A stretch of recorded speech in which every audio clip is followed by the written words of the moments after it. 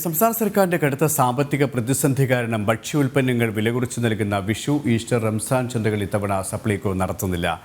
തെരഞ്ഞെടുപ്പ് കമ്മീഷന്റെ അനുമതി ലഭിക്കാത്തതാണ് ഉത്സവ ചന്ത നടത്താത്തതിന് കാരണമെന്നാണ് ഭക്ഷ്യവകുപ്പിന്റെ ന്യായീകരണം. മുൻകൂട്ടി നിശ്ചയിച്ച ആനുകൂല്യങ്ങൾ നടത്താനായിരുന്നുവെങ്കിലും ഭക്ഷ്യവകുപ്പ് മുൻകൈ എടുക്കുന്നില്ല എന്നുള്ള ആക്ഷേപവും ശക്തമാണ്. ഏതായാലും ഉത്സവകാലമായിട്ടും സപ്ലൈകോ ഔട്ട്ലെറ്റുകൾ ഒഴിഞ്ഞുകിടക്കുകയാണ്. സപ്ലൈകോയിൽ ഇതുമായി ബന്ധപ്പെട്ട സാധനങ്ങൾ ലഭ്യമാകുന്നില്ല എന്നുള്ള പരാതി നേരത്തെ തന്നെ ഉണ്ടായിരുന്നു. സാധാരണക്കാർക്ക് വില കുറച്ച് നൽകുന്ന 13ഓളം സാധനങ്ങൾ കിട്ടാനേ ഇല്ലായിരുന്നു. ഇപ്പോൾ ഉത്സവ കാലമായിട്ട് പോലും ഇതുമായി ബന്ധപ്പെട്ട ഒരു നടപടിയും അധികൃതർ സ്വീകരിക്കുന്നില്ല എന്നാണ്. വിശദാംശങ്ങളുമായി അഖിൽ പാലോട്ടുമടം ചേരുകയാണ്. അഖിൽ, സപ്ലൈകോയുടെ ഒരു അവസ്ഥ നമ്മൾ പലവട്ടം കണ്ടതാണ്. ജനങ്ങൾ ഇതുമായി ബന്ധപ്പെട്ട് പലവട്ടം പരാതി നൽകിയതുമാണ്. പക്ഷേ ഒരു നടപടിയും ഉണ്ടായിട്ടില്ല. അപ്പോഴൊക്കെയും ഈ ഉത്സവ സമയമാകുമ്പോൾ ഇത്തരത്തിൽ സപ്ലൈകോയിൽ എല്ലാ അവശ്യ സാധനങ്ങളും കൊണ്ടുവരും, വില കുറച്ച് എല്ലാ സാധനങ്ങളും വിൽക്കുമെന്നുള്ള ന്യായീകരണമാണ് ഭക്ഷ്യമന്ത്രി അടക്കം പറഞ്ഞിരിക്കുന്നത്. പക്ഷേ കാര്യങ്ങൾ പഴയപടി തന്നെ തുടരുകയാണല്ലേ?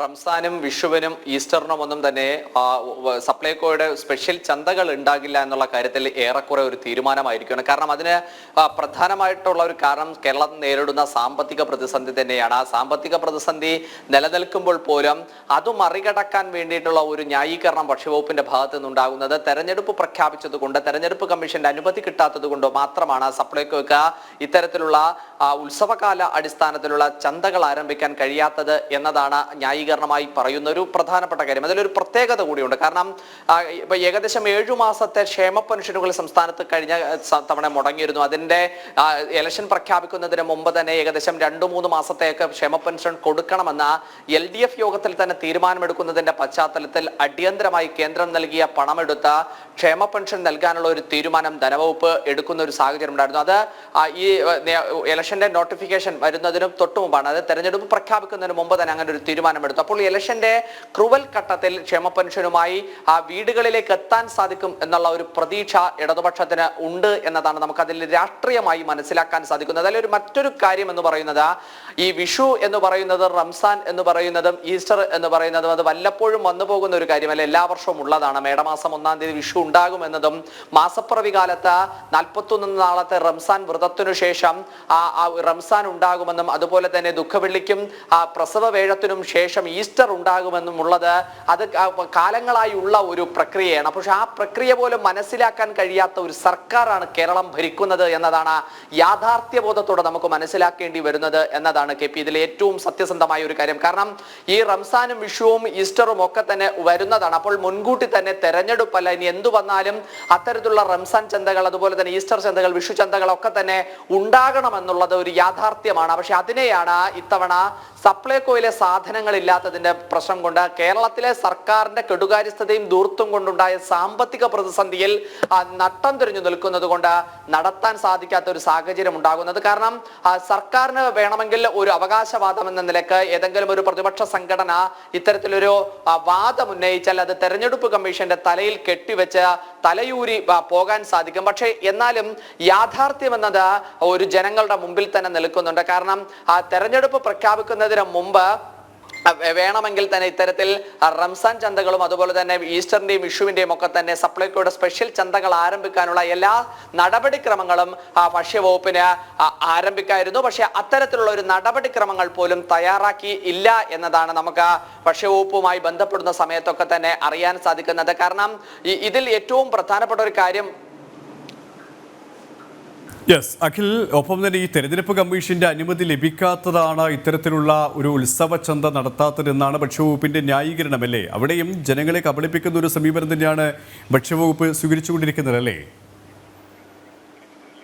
അതാണ് ഞാൻ സൂചിപ്പിച്ചു വന്നത്. കാരണം ജനങ്ങളോട്, കാരണം കഴിഞ്ഞ കാലയളവിലൊക്കെ തന്നെ സപ്ലൈകോയിൽ 13 ഇന സബ്സിഡി സാധനങ്ങളില്ലാതെ വലിയ തോതിലുള്ള വലിയ പ്രതിഷേധങ്ങൾ കേരളത്തിന്റെ സപ്ലൈകോയുടെ മുമ്പിൽ ഉണ്ടാകുന്ന ഒരു സാഹചര്യം ഉണ്ടായിരുന്നു. അവിടെ സാധനങ്ങൾ ഇല്ലാത്തതിന്റെ ദൃശ്യങ്ങൾ പകർത്തുന്നതിൽ പോലും മാധ്യമങ്ങൾക്ക് വിലക്കുണ്ടാകുന്ന ഒരു സാഹചര്യം ഉണ്ടായിരുന്നു. അങ്ങനെ ഉള്ളപ്പോഴാണ് ഇത്തരത്തിലൊരു നടപടിക്രമം സർക്കാരിന്റെ ഭാഗത്ത് നിന്ന് വീണ്ടും ഉണ്ടാകുന്നത് എന്നതാണ് നമുക്ക് മനസ്സിലാക്കാൻ സാധിക്കുന്നത്. എന്തായാലും ഇത്തവണ സപ്ലൈകോയെ സംബന്ധിച്ചിടത്തോളം അല്ലെങ്കിൽ സപ്ലൈകോയെ സംബന്ധിച്ചിടത്തോളം ഈ സാഹചര്യത്തിൽ ഇങ്ങനെ മുന്നോട്ട് പോയാൽ സാധിക്കില്ല എന്ന ഒരു സാഹചര്യം കൂടി നിലനിൽക്കുന്നുണ്ട്. അതുകൊണ്ട് തന്നെയാണ് ഒരു സപ്ലൈകോ ഇത്തരത്തിലൊരു കടും വെട്ടാൻ തയ്യാറായിരിക്കുന്നത് എന്നതാണ് നമുക്ക് മനസ്സിലാക്കാൻ സാധിക്കുന്നത്. എന്തായാലും വിഷുവിനും ഈസ്റ്ററിനും റംസാനും ഒന്നും തന്നെ സപ്ലൈകോയുടെ സ്പെഷ്യൽ ചന്തകൾ ഉണ്ടാകില്ല എന്നുള്ള കാര്യത്തിൽ ഏറെക്കുറെ തീരുമാനമാണ് KP. കാരണം സാമ്പത്തിക പ്രതിസന്ധി രൂക്ഷമായി സർക്കാരിനെ വേട്ടയാടുന്നുണ്ട്. സർക്കാർ നിക്കക്കള്ളിയില്ലാതെ നിൽക്കുന്ന ഒരു സാഹചര്യമുണ്ട്. അപ്പോൾ ആ സാഹചര്യത്തിൽ ഏതെങ്കിലും ഒരു കച്ചിത്തുരുമ്പ് കിട്ടിയാൽ അതിൽ പിടിക്കാനാണ് ധനവകുപ്പും അതുപോലെ തന്നെ സർക്കാരും ഒക്കെ തന്നെ നിലനിൽക്കുന്നത്. അതുകൊണ്ട് ഇത്തവണ സപ്ലൈകോയിലെ ഈ ഉത്സവ ചന്തകൾ നടത്തണമെന്നുണ്ടെങ്കിൽ അധികമായ പണച്ചെലവുണ്ട്. അപ്പോൾ ആ സാമ്പത്തിക ചെലവ് ഈ തെരഞ്ഞെടുപ്പ് കമ്മീഷന്റെ തലയിൽ ചാർത്തി അതിൽ നിന്നും രക്ഷപ്പെടാനും അതുപോലെ തന്നെ പൊതു തെരഞ്ഞെടുപ്പിനിടയിൽ ആരെങ്കിലും സപ്ലൈകോയുടെ കാര്യം ചോദിച്ചാൽ അത് തെരഞ്ഞെടുപ്പ് കമ്മീഷന്റെ പെരുമാറ്റച്ചട്ടം നിലനിൽക്കുന്നത് കൊണ്ടാണ് എന്ന ഒരൊറ്റ കാരണം പറഞ്ഞ അതിൽ നിന്നും രക്ഷപ്പെടാൻ സാധിക്കും എന്നതാണ് സർക്കാരിന്റെ ഒരു വിലയിരുത്തൽ കൂടി KP. ഇതെല്ലാം അഖിൽ സൂചിപ്പിച്ചതുപോലെ തന്നെയാണ് ഈ ഉത്സവകാലമായിട്ട് പോലും സപ്ലൈകോ ഔട്ട്ലെറ്റുകളിൽ സാധനങ്ങളില്ല. ഇത് സാധാരണക്കാരായ ജനങ്ങളെ സംബന്ധിച്ചിടത്തോളം വലിയ ബുദ്ധിമുട്ട് തന്നെയാണ് സൃഷ്ടിച്ചിരിക്കുന്നത്. ഏതായാലും തെരഞ്ഞെടുപ്പ് കമ്മീഷന്റെ തലയിൽ ചാർത്തി കൈയൊഴിയാനുള്ള മുഖം രക്ഷിക്കാനുള്ള ഒരു നീക്കമാണ് സർക്കാരിൻ്റെ ഭാഗത്തുനിന്നും ഉണ്ടായിരിക്കുന്നത്. അഖിൽ പാലോട്ടുമഠമാണ് വിവരങ്ങൾ നൽകിയത്.